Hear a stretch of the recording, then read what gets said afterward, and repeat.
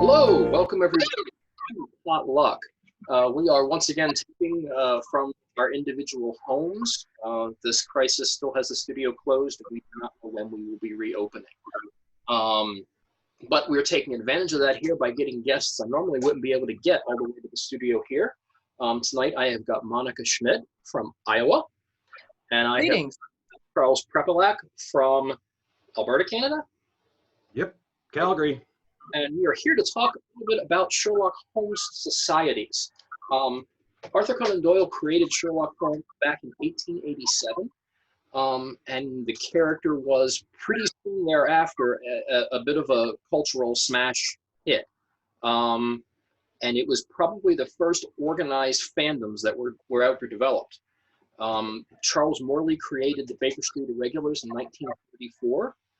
According to Sherlockian.net, there are over 80 Sherlockian science societies throughout the world. I'm sure the number is actually much higher than that. Charles, Monica, welcome. Monica, let's start with you. How did you get involved with Sherlockian societies? Oh God, that's a long story. I'll for the sake of time and brevity, I will truncate it as much as possible. I've been a solo Sherlockian since I was about 11 years old. My first memory of Sherlock Holmes was when I was 5.5, and I watched a little bit of the 1987 film The Return of Sherlock Holmes, starring Michael Pennington. So Sherlock Holmes has been a part of my life for the vast majority of it. I'm pushing 40 now, so we're talking about almost 35 years that Holmes has been a part of my life. But as far as how I got involved in organized Sherlockiana, I used to live in Minneapolis, and there is a wonderful group up in Minneapolis called the Norwegian Explorers. Every 3 years, they run a conference in conjunction with the University of Minnesota. When I was living in there in like 2003 through 2008, I kind of chickened out and I never attended any of their meetings, worried that I'd be judged, worried that I wouldn't fit in. And after moving to Iowa in 2008, flash forward to 2010, and one of my friends told me that they were running one of their conferences. And I decided, why not? I'm a little older, a little wiser, and I ended up crashing their event. It started on a Friday. I showed up on Saturday morning asking if I can attend at a prorated level because I missed all of the Friday programming, being a very stupid 29-year-old. The Sherlockians just kind of embraced me with open arms. It was at that conference that I met now the late Dr. Richard Kaplan, who founded the Younger Stamfords of Iowa City. And he embraced me as kind of the heir to the throne, so to speak, and handed over the keys to his Sherlockian group to me in 2013. Because I was the youngest member and honestly the least experienced member in the group, I kind of felt like I needed to jump in the deep end and learn about the community and learn about the history of the different organizations in Sherlockiana. So since 2013, I've been in the deep end of the Sherlockian community and have been having a blast ever since. Cool. Charles, how did you get involved? Oh, it's a little bit different than that one. I think I must have been around 10 years old, read The Hound of the Baskervilles, was unimpressed, ignored Sherlock Holmes for another decade. Sometime right around 19 or 20, I found myself, it's a comic book thing. I'm a comic book geek. So it was following an artist, actually, to the Cases of Sherlock Holmes comic book series with art by Dan Day. And in those, they were using Conan Doyle's text. So things were interesting. And from there, I got myself a copy of The Adventures, started reading that. Bibliophile all the way along. So for me, it was a natural, hit the used bookstores, saw a flyer for a local Calgary group that was starting up as a Sherlock Holmes Society, and gave them a call, joined them, and that was, 1986. Okay. Now, you are an editor. You've put out 4 Sherlockian anthologies for Edge Press. Right. tell us a little bit how you got involved. Actually, for viewers who don't know, tell us what pastiche is. Pastiche. Pastiche as a concept is essentially an attempt to mimic the voice of an existing author, to capture his style, to create more of what the original author intended. That's pastiche, by definition, pure and simple. But it goes beyond that in a whole bunch of different directions. But for the basics, yeah, it's an imitation, it's flattery, it's new stories in the form of an existing author. Monica, this Yes. is someone to explain to the viewers who haven't experienced it before. Tell us about the game. The game. The grand game, as we call it, is the idea that we pretend that Sherlock Holmes actually existed. You know, for Sherlockians playing the game, there is no Arthur Conan Doyle as the author. It's actually John Watson is the author of the Sherlock Holmes stories, and Arthur Conan Doyle happens to be the literary agent who got John Watson's works published. So it's pretending that Holmes is real, and we'll just say engaging in some degree of scholarship or thought or some other form of engagement with trying to explain away some of the anachronisms or inconsistencies throughout the Sherlock Holmes canon, as we call it, the original 60 stories written by Arthur Conan Doyle. So there are people who look at the real world interaction between like Sherlock Holmes, and they examine a specific story looking at the train schedules to basically figure out which trains he would have taken and what route. One of the areas that I specialize in is looking at Sherlock Holmes and mental health, and the real world intersection between what is presented in the stories. And if we pretend that Sherlock Holmes is real, would Sherlock Holmes meet any of these mental health diagnoses? Is he a high-functioning sociopath, as stated in the Benedict Cumberbatch BBC Sherlock series? Or is he bipolar? Or does he have a cocaine addiction? There's a lot of scholarship and a lot of, 70-odd years of scholarship in multiple journals around the world regarding Sherlock Holmes and playing the game. So it's a fun academic exercise, and I have to admit it makes us sound a little crazy at times, but it's also one of the most wonderful intellectual exercises because it allows people to look at the stories from many, many different angles and examine them. It's like a Bible study, except better. Charles, you are a attendee of the BSI weekend in New York, although it's a lot more than a weekend now, right?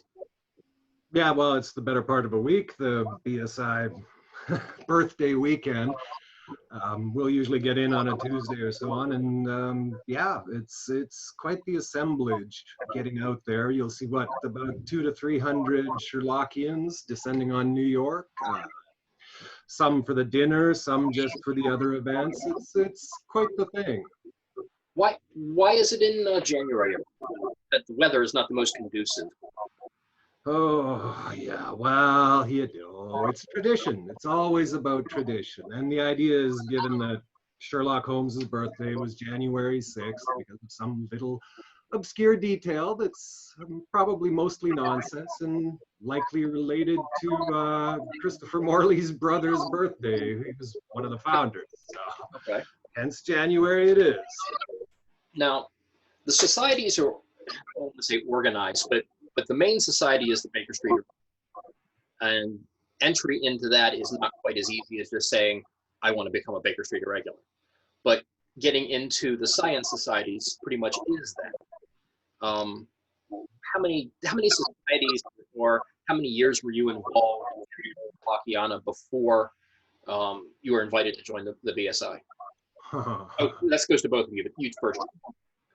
Well, let's see. For me, as I said, I began with a local group probably around 1987, early on, and was working with them for many years. Joined the Bootmakers of Toronto from a distance, of course, and kept doing my thing. Early in, I think it was 2003, that I received my first invitation to the dinner. It was a recommendation from an Edmonton-based Sherlockian. He put my name in. And so that was my very first dinner. It was 2003. After that, I received invitations for the next couple of years, but was unable to attend for a variety of reasons. And then I didn't get another invitation until 2013, 2014, somewhere around there, and had been attending. 2014 or 2015, Charles. 2014 would be Gillette to Brett, and I think your invitation came for the 2015 dinner after that. That sounds, yeah. Monica knows better than I do on that one. But yeah, 2015 was, I think, my first dinner back since 2003. And then I received my investiture in 2017, 15, 16, 17. Yeah, 2017. Before I jump over to Monica, what is an investiture? Well, that is essentially you receive the Queen's shilling, and you are essentially inducted into the Baker Street Irregulars. You become a member. And my investiture, you're also given a name, which is your investiture. Mine happens to be the man with the twisted lip. Okay. Monica, how did you get to the BSI weekend and become a member of the BSI? Well, very different trajectory than Charles, and you know, you'll have to forgive me. I've got a really good memory for details. Gillette to Brett in 2014 was actually where I met Charles the first time. So you know, we've been very good friends ever since. So it's we'll just say very memorable for me. I took over the Younger Stanfords of Iowa City in 2013, and I started traveling. My first BSI weekend was in January of 2014, and I kept going. And you know, I started doing a lot of traveling for the hobby, attending different events. You know, on the East Coast, throughout the Midwest. One of the nice things about being in Iowa is that I'm about a morning's drive away from a lot of the major Sherlockian centers in the Midwest. So, you know, I'm 3 hours to Madison, 4.5 to Minneapolis, and about 6 hours to Indianapolis, which is the home of the head of the Baker Street Irregulars, now former head of the Baker Street Irregulars, Michael Whalen. So I attended BSI weekend every year since 2014, and made a name for myself in terms of scholarship. And doing presentations at different events, as well as a, you know, we'll just say general miscongeniality, personality, welcoming individual. And I got my first invitation in 2017. And, you know, I was made a member in January of 2019. So I attended 3 dinners before being made a member. My investiture is Julia Stoner. So I'm the dead body from the speckled band, which you know, fits perfectly fine by me. I guess you know, I died by snake bite. So you mentioned a couple times Gillette to Brett. Could you explain to the viewers what that means, what that was or is? okay, there are a number of Sherlock Holmes conferences that are put on, often very irregular patterns. The University of Minnesota happens to have their triannual conference every 3 years, the most recent being in 2019. There's Scintillation of Scions, which is held in Baltimore, and that is annual.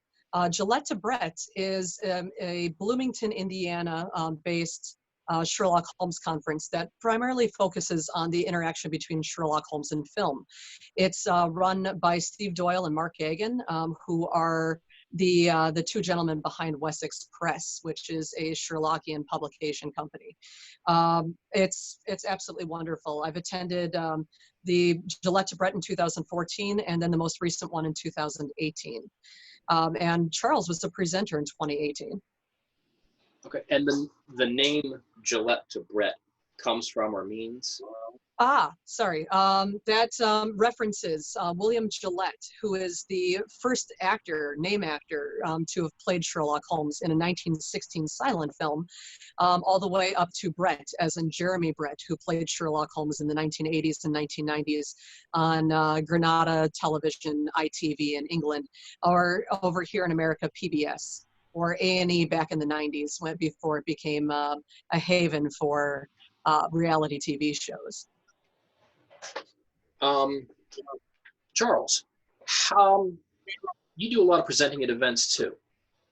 Not a lot, but some, yes. What are your specialty topics? What do you talk about? Well, typically for me, it is film related. That was one of the first interests that I really had moving into the Sherlockian world, was film and art and comic books and media and pastiche or anything like that, rather than strictly a scholarship end of it. I really like the pop culture aspects of Sherlock Holmes, so I have a tendency to focus more on those. Like for the last, when I spoke in Minneapolis, the topic was a few years back, was what it was, a misadventures of Sherlock Holmes, and oddly enough, I ended up talking about bad media or strange media or, you know, Sherlockian porn. It's a little bit of everything. I think we'll skip the Sherlockian porn for this discussion. Monica, I guess a little background here first. I met my my wife at a Sherlockian event in 2015. Mm-hmm. A year later, I got married at that same event, 16. You officiated the wedding in the Victorian year. Mm-hmm. Is that the most unusual that you've been asked to do in the Sherlockian community, or is it even close? Well, you know, I have to admit, I think it's actually one of the most amazing and wonderful things that I've been asked to do within the Sherlockian community. You know, to be able to, you know, join, you know, two wonderful people in matrimony. It also gave me the, you know, the idea, at least for my Adventures of Sherlock Holmes investiture, which I got to pick, to select the Church of St. Monica. Which is the only reference to my name in the entire canon, and also a delightful kind of we'll just say kind of elbowing and rubbing elbows with the fact that I am an atheist, and you know that you know I also officiated your wedding. I mean, there's been a number of events that you know have been unique. You know, there was one of the events that I attended during the weekend in New York was a Sherlockian pajama party a few years ago, at which I delivered a toast to the Giselle bullet, which is the bullet that gave Watson his wound, which is either in his shoulder or his leg. We're not sure which, because Arthur Conan Doyle wasn't sure which. You know, I belong to a couple of groups that are very specific. One such group is called 140 Varieties of Tobacco Ash, which is a very specific group that meets for scotch and cigars, you know, in Indianapolis. I'm one of two women who's a member of that organization. But yeah, I think your wedding probably tops it out as far as the most interesting or unusual things that I've been asked to do in the community. I almost wore the wedding outfit for the show today, but the shirt doesn't fit me anymore. Yeah, I decided that this would be a little bit more comfortable attire than you know, breaking out the full Victorian dress. Charles, how about you? What kind of unusual things have you gotten up to with Holmes? I can't really imagine there's a whole hell of a lot of anything. I suppose is dressing up in Victorian gear for a movie premiere or something here in Calgary for Without a Clue. I seem to remember wearing a deer stalker and waving a rubber chicken around. I don't remember the details. It was 1988. Come on. But weird isn't really big on the list of things that I managed to get involved with for some reason. Okay. I'm not sure why. Now, the books that you have edited are Sherlockian with a bit of a twist. You want to tell us a little bit about that? By the way, all these books are available on Amazon. Well, one of the things that happened with me, as we mentioned, pastiche was typically about imitating Arthur Conan Doyle and mimicking story beats, trying to get that style. And quite frankly, after a while, it kind of becomes repetitive and maybe a little tedious, and not that many people do it well. There's also the point that I really enjoy horror fiction, horror in a big way, classic vintage horror, gothic fiction, that sort of thing. So when we decided to produce the books, I wanted to go in a different direction than traditional pastiche and move towards a combination of Sherlock Holmes and horror. So we ended up with Gaslight Grimoire, Fantastic Tales of Sherlock Holmes, Gaslight Gothic, Gaslight Arcanum, Gaslight Grotesque, and so on. And the idea was to bring in authors from the horror field rather than the straight up mystery or detection field, and put something together that actually pleases me. It was the most self-serving project I've ever done. I mean, this is the sort of thing I like to read, so that's what I want to put out in the world. So it's been an interesting process. You produced 4 excellent books. I highly recommend all 4 of them. They are available on Amazon. They also are available on my shelf right behind me here. Let's see, Monica. If you were going to recommend somebody who's watching this show right now to get involved, who wanted to get involved in Sherlockian societies, what do you think their first step would be? How would they go about doing that? Well, one of the first things to do is probably at this point, because social media has become, so big, is, get on Facebook and join a couple of Sherlock Holmes groups. Voice an interest in finding a group. There's an entire group, there's a very large list of the different Sherlock Holmes societies that's available online. If you're not able to find it, you can, you can find it, we'll just say you can ask a question and, somebody will usually have an answer for you. Another thing to do, of course, as Charles pointed out, is subscribe to the Baker Street Journal, which is the quarterly journal that's put out by the Baker Street Irregulars. Submissions and entries are not necessarily limited to just the Baker Street Irregulars. Anybody can submit, a piece of scholarship and join. My idea is engaging in person. There's a lot of Sherlockians who are, we'll just say solo Sherlockians. And, this is a hobby that can be engaged individually, but in all honesty, it's a lot more fun when you have other people to talk to, other people to engage with, other people to bounce ideas off of, and, other people to have fun, or to have fun with. And so, joining a local society, I think, is one of the best ways of getting involved in the community and understanding, or getting a local understanding of how different groups engage with the hobby. I have to admit, I'm lucky. I belong to at least a dozen and a half different Sherlock Holmes societies scattered across the United States and Canada. I've attended meetings for most of them, and it's been a lot of fun because there are some cultural and regional differences. Different groups handle the traditions a little bit differently, and so it's really fun to look at the hobby more from a sociological perspective. At least it is for me. Viewers here in Northern Virginia and the Maryland area are lucky as well. There are a lot of Sherlockian societies within a couple of hour drive. At the end of this episode, there'll be a web link for Sherlockian.net, like I mentioned earlier, that has a list of all of the Sherlock societies, or at least the large major ones that you can get in touch with. Charles, do you have anything to recommend as far as? Well, one of those things as, okay, now my situation is considerably different than Monica's. There's no Sherlockian societies within 300 or 400 miles of me. The closest would be Edmonton, Alberta. So for me, it's definitely a case of get involved online, communicate with folks, join a national outfit, like subscribe to the Baker Street Irregulars, or subscribe to Canadian Homes if you're in Canada. Or even the if you're not Sherlock in Holmes Canada. Society of London. Well, yeah, it doesn't really matter. I'm a member of the Sydney Passengers of Australia, and it's fascinating to have all that data pouring in. And if you're not all that enthusiastic about going out and meeting with folks on a regular basis, so if you're a little shy or reserved, you can get all the data and information that you need from these subscriptions and interact in a different way. So there's options out there. Okay. I would like to thank everybody for tuning in. Thank my guests, Monica and Charles. Future episodes are coming for Potluck.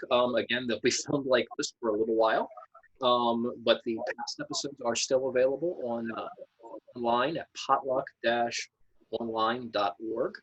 And that is it for today. I want to thank everybody again, and thanks for watching. And Monica is going to close us out with a little Sherlockian tradition. Okay. This is the sonnets by Vincent Sterrett, who was one of the original members of the Baker Street Irregulars. He was at the first dinner in 1934. He founded a Sherlock Holmes Society in Chicago in 1943 called the Hounds of the Baskerville. And actually, the pin for the Hounds of the Baskerville is here. As a member of that organization, if I don't know this sonnet by heart, it's kind of a very, very sad state. You know, I'm honored to be able to close out this episode with a recitation of Vincent Sterrett's sonnet 221b. Here dwell together still two men of note, who never lived and so can never die. How very near they seem, yet how remote, that age before the world went all awry. But still the game's afoot with those with ears, attuned to catch the distant view, halloo. England is England, yet for all of our fears, only those things the heart believes are true. A yellow fog swirls past the window pane as night descends upon this fabled street. The lonely hansom splashes through the rain. The ghostly gas lamps fail at 20 feet. Here, though the world explode, these two survive, and it is always 1895. Thank you, Monica. Thanks for watching. Good night.